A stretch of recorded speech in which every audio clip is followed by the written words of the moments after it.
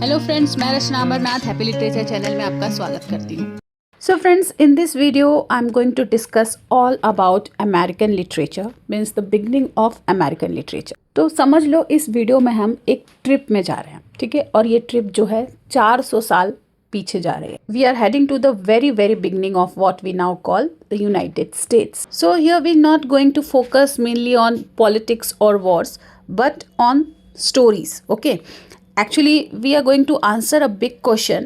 Where did American literature even begin? So to understand American books, first you have to understand the Americans. वो लोग कैसे थे? So to understand American means the first European Americans who started writing things down.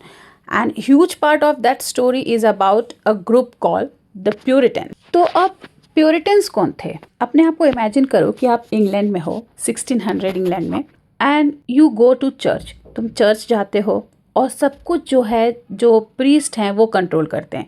They have too many rules, too much fancy decoration, too many things to tell everyone like what to do, what not to do. Means everything is controlled by church. तो ये जो Puritans थे, इनको मतलब एक group of people थे, तो इनको लगता है कि ये जो चर्च के जो प्रीस्ट थे या फिर जो भी ओनर्स थे, जो भी कंट्रोल करते थे चर्च को, ये लोग जो हैं वो सोसाइटी को इम्प्योर कर दिए हैं. एक तरीके से देखा जाए तो ये गलत तरीके से लोगों को डोमिनेट करते थे. तो प्यूरिटन्स को सारी चीज़ें सिंपल चाहिए थी, सिंपल, और जहाँ पे सब कुछ प्योर हो, जहाँ पे कोई मीडिएटर ना हो. मतलब मीडिएटर मतलब प्रीस्ट. गॉड से अगर हमें बात करना है तो हम डायरेक्टली बात करें, डायरेक्टली अपनी फीलिंग्स उनसे शेयर करें, ना कि किसी प्रीस्ट के थ्रू. तो ये सारी चीज़ें प्यूरिटन्स को चाहिए था. तो जब अपने आइडियाज़ ये लोगों से शेयर करने लगे तो ये बहुत सारे ट्रबल में आ गए. मतलब लोग इनके अगेंस्ट हो गए, चर्च इनके अगेंस्ट हो गया, जो पावरफुल था वो इनके अगेंस्ट हो गया. तो अब क्या करें?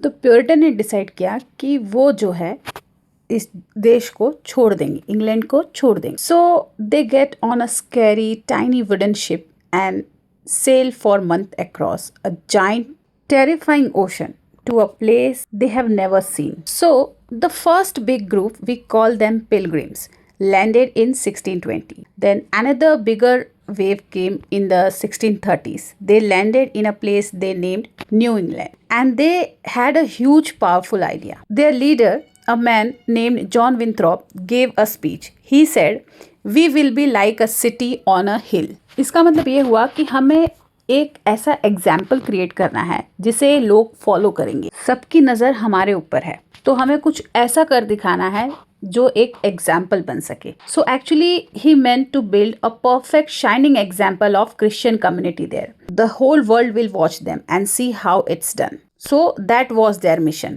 not just to find a new home, but to build a perfect utopia. मतलब एक imaginary, जो हमारे एक imagination में जैसा जगह होता है वैसा जगह वो actual में बनाना. A holy city in the wilderness. तो अब ये सारी चीज़ें ये लोग प्लान कर रहे थे, लेकिन यहाँ पे एक बड़ा प्रॉब्लम था. और वो प्रॉब्लम क्या था? जो ये जहाँ पर ये गए थे, okay, the land was not empty. मतलब ये खाली लैंड नहीं था, यहाँ पे पहले से कुछ लोग रह रहे थे. उन्हें हम नेटिव अमेरिकन्स कहते हैं. Okay, so people had been living there for thousands of years. They were native American tribes with their own rich culture, stories and ways of life. Puritans looked at them and called them savages.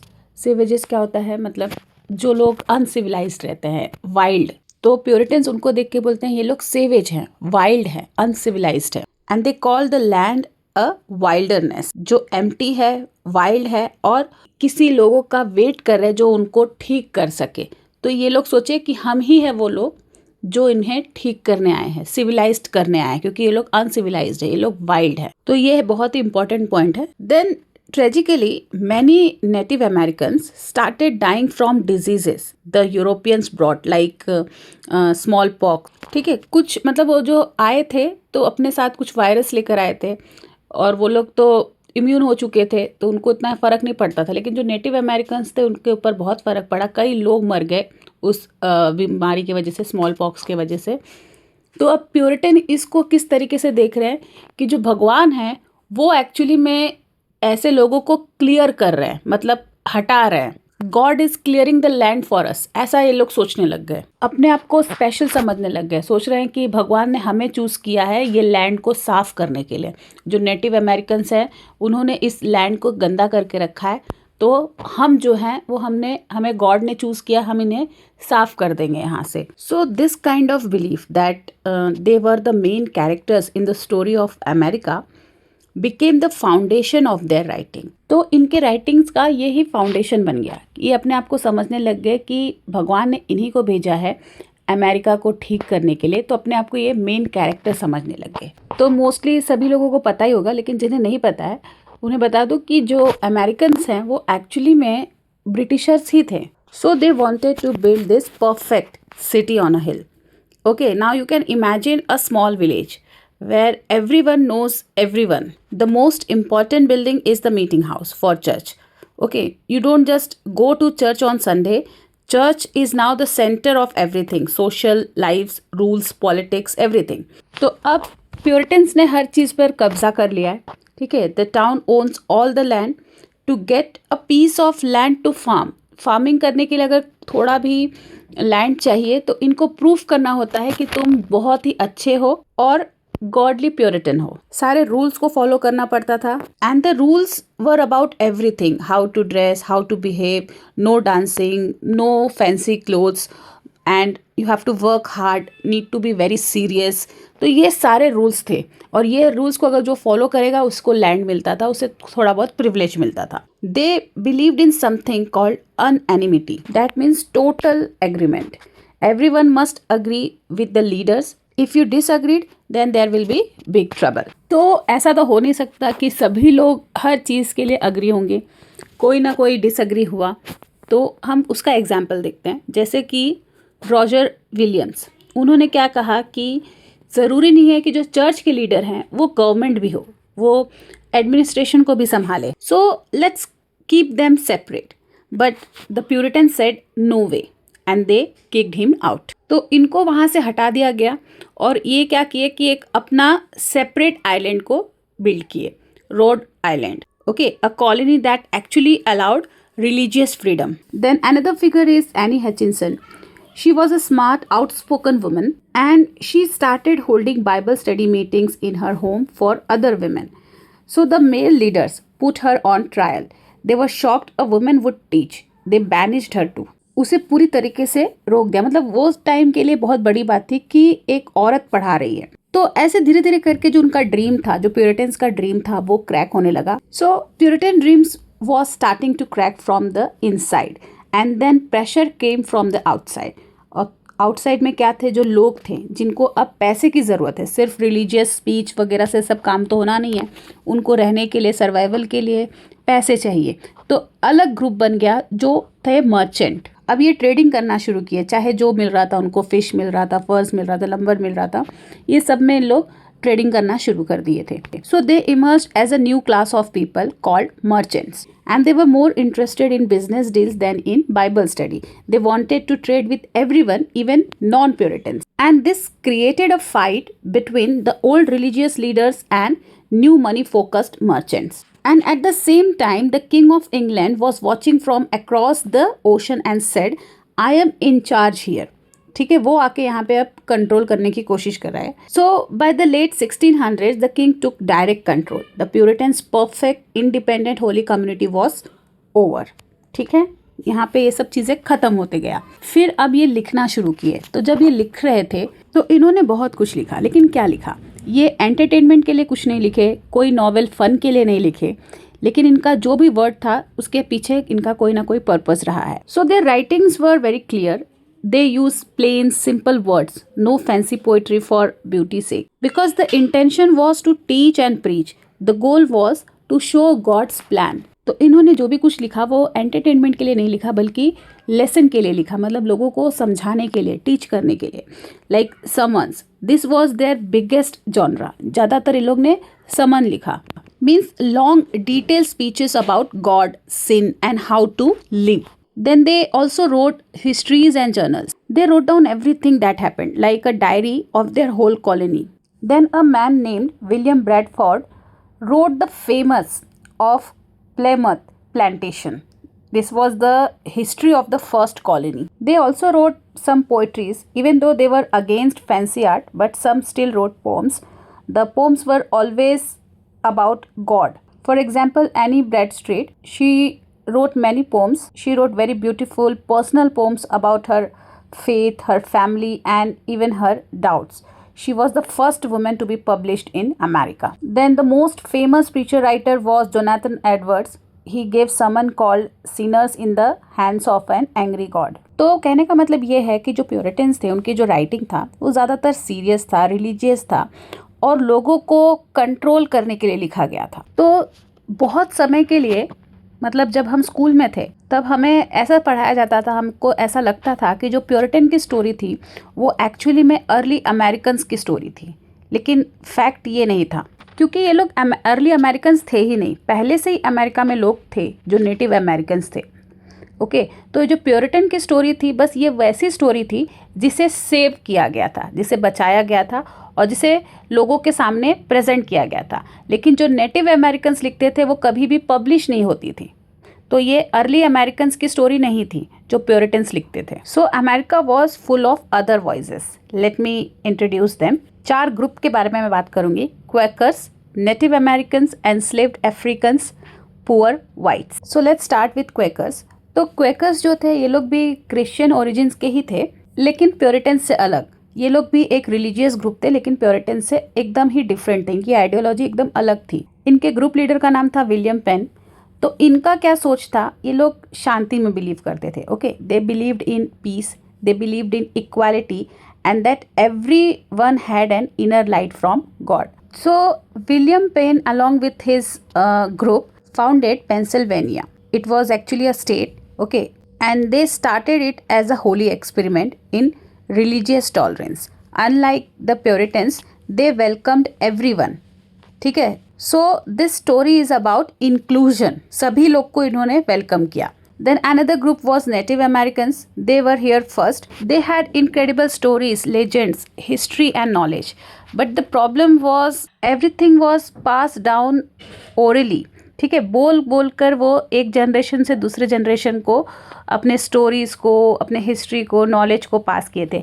कभी कुछ लिखे नहीं थे और Europeans ऐसे oral literature को कभी value नहीं दिए. So this was the huge loss of native Americans. Then enslaved Africans, मतलब अफ्रीकन्स के ग्रुप को गुलाम बनाकर अमेरिका जो लेकर आते हैं. So the first enslaved Africans were brought to Virginia in 1619 and this is a dark central part of American history. These people came from cultures in Africa with rich storytelling tradition. They sang spirituals, songs of sorrow and hope. They told stories, but in 1600s and 17 their voices were almost completely silenced, ignored, or you can say erased by the white writers. Then fourth group was poor white people.